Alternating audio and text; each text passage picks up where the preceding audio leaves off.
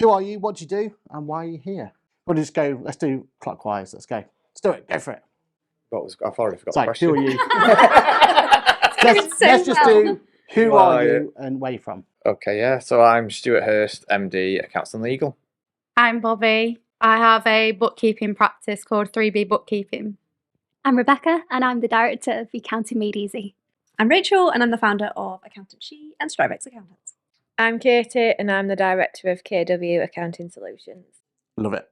Okay, so what are we most looking forward out of today's session? Stuart.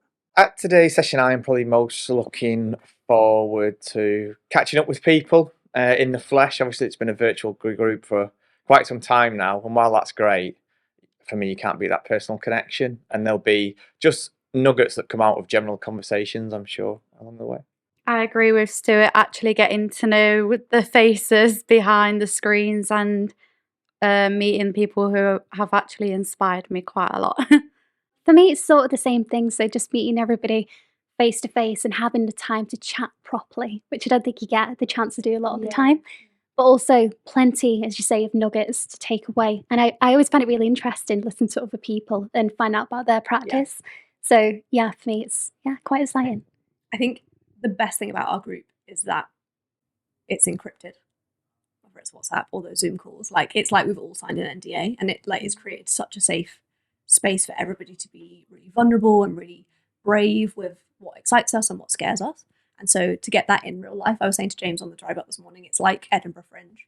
Like the people who are talking are here, like testing content, testing ideas, asking questions to the audience in a way that actually we'll probably be using this to curate talks that happen on stage at Accountex next year. And so this is the new Accountancy Fringe Festival.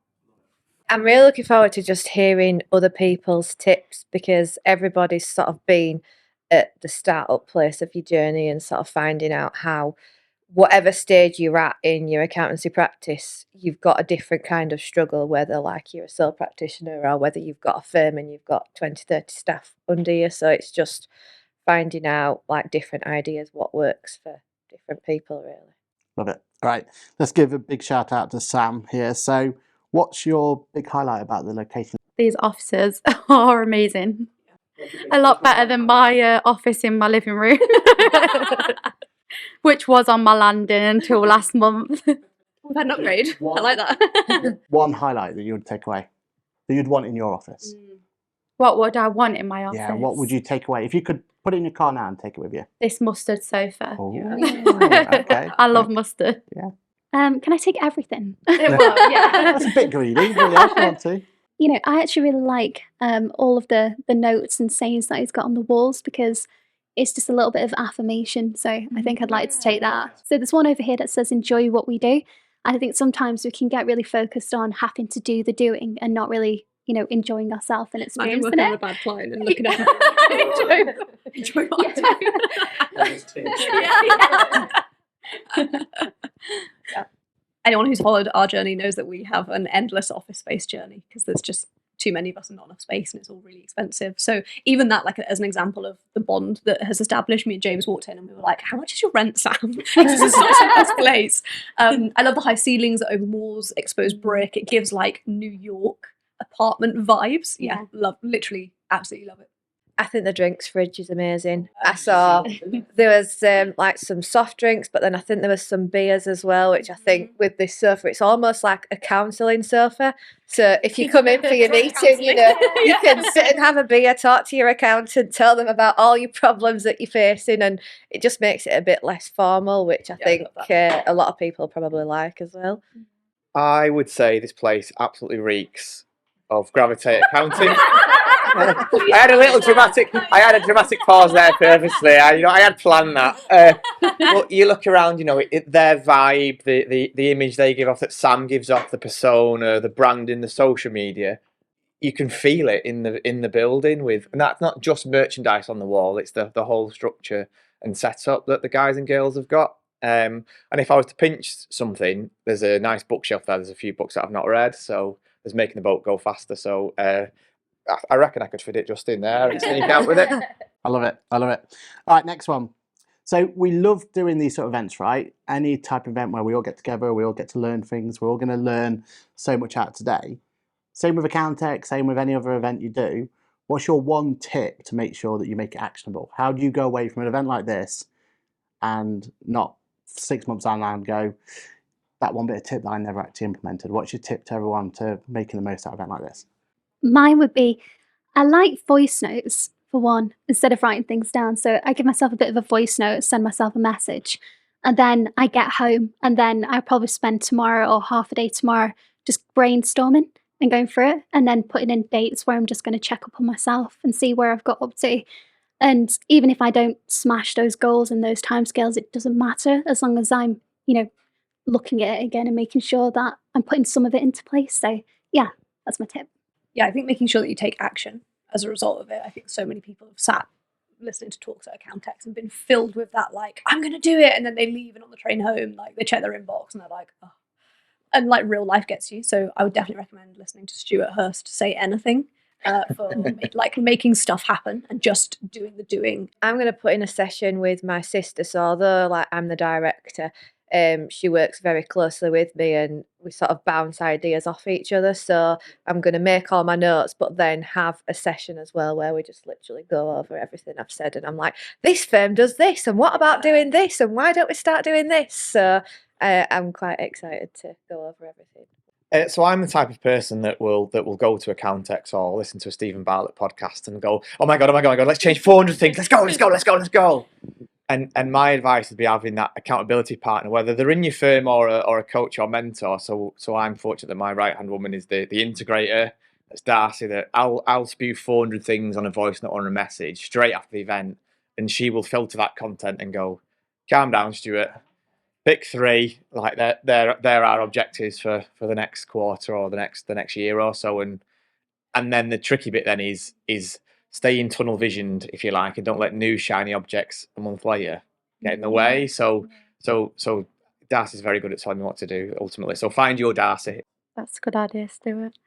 I take notes throughout the day and throughout the events, and then I will type them up as well at the end of the day on just one note for now, and then take action points from them and put them into my calendar, because I'm in quite a lucky position where I don't have that many clients. So a lot of my time is actually working on the business, setting the business up, and concentrating on the setup.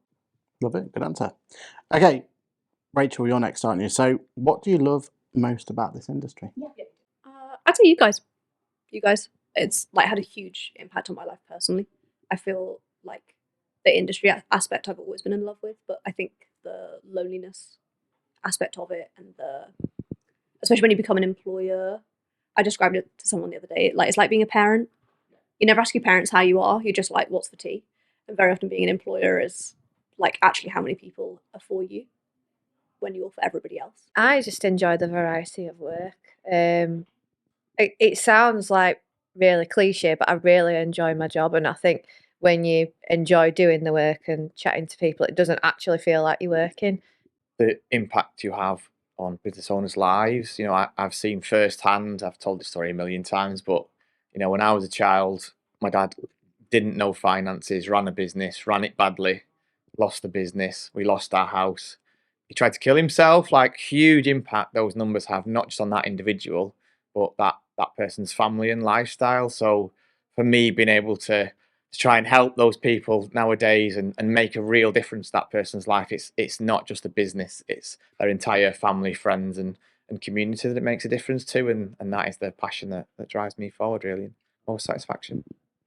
The community as well, just knowing that there's everyone around that actually wants to help you, so you don't feel so alone. There was something that I wanted. Being the counsellor to clients. Oh, really? So like empowering them to take action themselves and put themselves first before the business sometimes when things get too overwhelming. I think for me, I think we're just really lucky. I think we're lucky because we get to see what most people won't see in a business. So we're really involved with the clients and their entire journey. So you're on your own journey anyway, but you get to be part of that and support them as well. But also, as everybody says, the community. Because in the past, I think, even though I've loved my job and love what I do, I felt quite lonely. So having people around you where you can say, I've done this, or you want to ask a silly question, you feel a little bit like, oh, I should know the answer to that. You've got people there like, no, don't worry about it. I've been there. This is what I did. So it's that, and the fact that you can give that back as well. So yeah, the whole of it. So, next question: what would you change about the industry? So we've done what you love. What would you change? HMRC. Oh, Because straight there, isn't it? they, I feel like whatever goes wrong with HMRC, it's always us that's in the firing line that's responsible. And I think clients don't realise that sometimes there's very little we can do. And we don't always get paid for HMRC as well. So like all the time that we spend on the phone with them, all the letters that we do, things like that, you don't always get like anything back for that. And it just takes up so much time. It'd just be really nice if it worked properly. It's a tricky one, that. I would probably say if I could change one thing, there's still a huge amount of bureaucracy and paperwork behind the scenes. And I understand, there's AML checks and the security side of things, but some things is still very paper-based. You get codes in the post, and that it's not quite as slick as it should be, if you like. And there's a hell of a lot like onboarding clients that is still quite cumbersome, and with the technology we've got today, should be quicker, really. Stereotypes. Ooh. Yeah, I'm definitely not a boring person. Sometimes when I tell people that I do accounting, they're like, really? Like you? I'm like, well, yeah, we're not all boring, For me, it would be the barriers to entry. So these days, I think we can do a better job at, opening the doors to more people in the industry and telling them how they can get into the industry, and more of our journeys, and, how to just make the whole process easier and make things, if people can't attend college and things, make that more flexible for them. But also give them more guidance about what they can do with their careers. So it doesn't matter what qualification it is, where can that lead to? So just the whole of it, I think we can just be a bit more transparent and be a bit more supportive. Yeah, I echo Bobby and Rebecca. I think I was a free school meal kid. I came from a family, my dad couldn't read and write, never went to school. My other parent was a full-time parent. I was told by a careers advisor not to become an accountant because it is boring. And so I think for me that's why there's a huge element to storytelling within so much of my content, because it is so much more than I ever expected it to be. And whether you're in industry, being able to combine, if you love Formula One, go and be an accountant in a Formula One team. If you love like media, go and work for a media production company. So being able to combine your passions. So storytelling, conveying that passion, reducing the barriers to entries with things like bursary schemes, and just taking them out one by one. So yeah, I echo what these guys said. I love it. Okay, so we like to make sure that we can be efficient in everything we do. We like to make sure that we get tasks done, etc., etc. So what's the top of your tech stack? What is that one item? And it can be an app on your phone, it can be a social media platform, it can be just something that you would tell anyone who's either looking to start their own practice or work in accounting. What's that one item or that one piece of app that you think is absolutely you could not live without? The app I couldn't live without. I mean, there's 1,000, but there's one that really helped with process-wise and get things in ship shape, and that was Dex Precision, formerly Xavier Analytics. It's often seen as it's just it's a health score, and it analyzes the data, but it's much more than that. It's the VAT flows, the bookkeeping flows, just brought a real level of standardization that we've recruited quite quickly and scaled quite quickly. And that's been key to having that process baked in. If we've got a 21-point VAT checklist that nails it, and without that, we'd have been, having Word documents or Excel, and it didn't link to Xero and all that. There would have been a lot of steps, and that's like one app to rule them all when it comes to process for us. So that'd be the one. For me, it's Client Engager. I was speaking to Johan yesterday about how you're listening to the users of the system and open for new ideas, and it's continuously developing to how we want to use the system itself. And for me especially as well, again, because I don't have many clients, price wise it's a no-brainer. Love it. See, for me it's Taxstone, so that's my CRM system. And the reason why that is more so than others is because I think when you're first starting out, or even when you've got an established practice, you end up with 100 different ways of communicating to a client sometimes. And whilst that can be a good thing, sometimes I've heard stories of people having, WhatsApp messages from clients, and then they're getting emails, and then they're getting phone calls and all sorts of things. And it's hard to manage all of that. So in Taxstone, we've got an option in there where we've got a chat. So it's almost like WhatsApp. But if a client attaches anything, it goes into their file. If they send an email, it goes into their file. So everything's captured. So that saved me, I don't know how many hours. And it's also, from that perspective, you can see when a client has seen your message. They can see the other way around as well. So they've read it and just not actioned it. And also it's the same with checklists. So they can fill in checklists, questionnaires, etc. instead of, again, sending out an email or maybe even a paper version of that. So it's just saved a lot of time. Love it.